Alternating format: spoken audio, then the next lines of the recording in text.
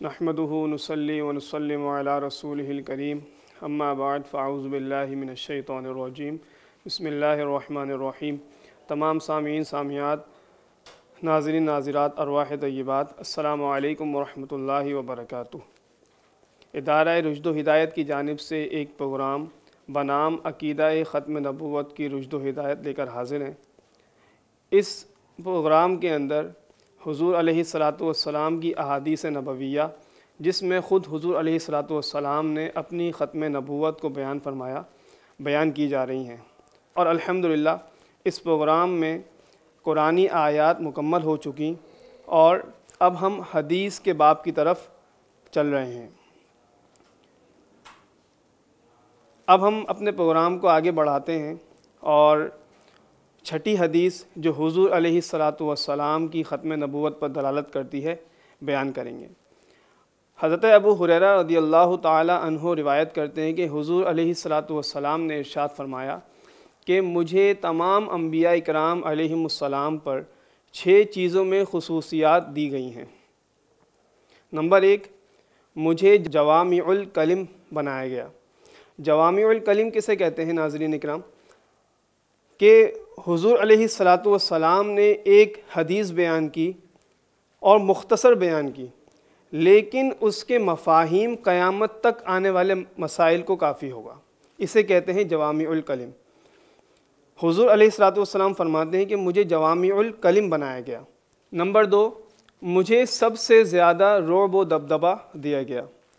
روایات میں آتا ہے کہ حضور علیہ الصلاۃ والسلام کے پاس کوئی شخص آتا تو اس پر 1 مہینے کی مسافت سے پہلے ہی رعب و دبدبہ طاری ہو جاتا تھا، اور کفار پر یہ اثر ہوتا تھا کہ ان کا لشکر منتشر ہو جاتا، اور عشاق پر اس کا اثر یہ ہوتا تھا کہ اس کے دل میں ایک کیفیت طاری ہو جاتی اور وہ ڈرنے لگتا تھا۔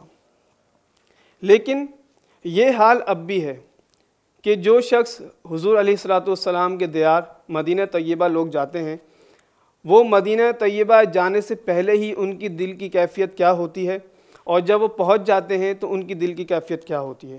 اور یہی حال حضور علیہ الصلاۃ والسلام کی ظاہری حیات میں بھی تھا کہ کوئی شخص حضور کو دور سے دیکھتا تو رعب و دبدبے میں آ جاتا اور آپ سے ڈرنے لگتا تھا، لیکن جب قریب بیٹھتا تھا تو اس کو محبت ہو جایا کرتی تھی۔ یہ حضور کو اللہ تبارک و تعالی نے ایک خصوصیت عطا فرمائی۔ نمبر 3، حضور علیہ الصلاۃ والسلام کے لیے مال غنیمت کو حلال قرار دیا گیا۔ یعنی مال غنیمت اس مال کو کہتے ہیں کہ جو جنگ جیتنے کے بعد حاصل ہو، اور یہ مال سابقہ انبیاء کرام علیہم السلام پر کسی بھی صورت جائز نہیں تھا، اور یہ خاصہ حضور علیہ الصلاۃ والسلام اور آپ کی امت کو نصیب ہوا۔ نمبر 4، کہ اللہ تبارک و تعالی نے تمام زمین کو میرے لیے پاک کر دیا اور سجدہ گاہ بنا دیا ہے۔ ناظرین اکرام، یہ بھی ایک خصوصیت ہے کہ تمام انبیاء کرام علیہم السلام کی امتیں ایک خاص جگہ پر اپنی عبادات کو سر انجام دیا کرتی تھیں، لیکن حضور علیہ الصلاۃ والسلام کی امت جس جگہ چاہے جہاں چاہے وہاں اللہ کی عبادت کر سکتی ہے۔ یہ اللہ نے حضور کو خاصہ عطا فرمایا ہے۔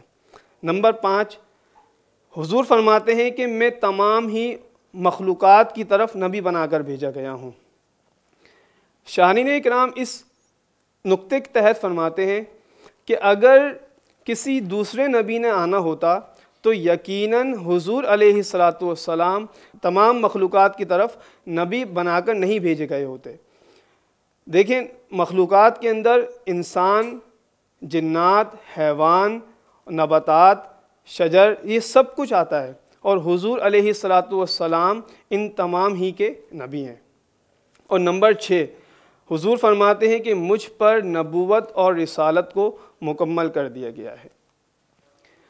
ان احادیث کی روشنی کے اندر حضور علیہ الصلاۃ والسلام کی خصوصیت ثابت ہونے کے ساتھ ساتھ حضور علیہ الصلاۃ والسلام کا آخری نبی ہونا بھی ثابت ہے۔ لہٰذا حضور علیہ الصلاۃ والسلام کے بعد اب کوئی دوسرا نبی نہیں آئے گا۔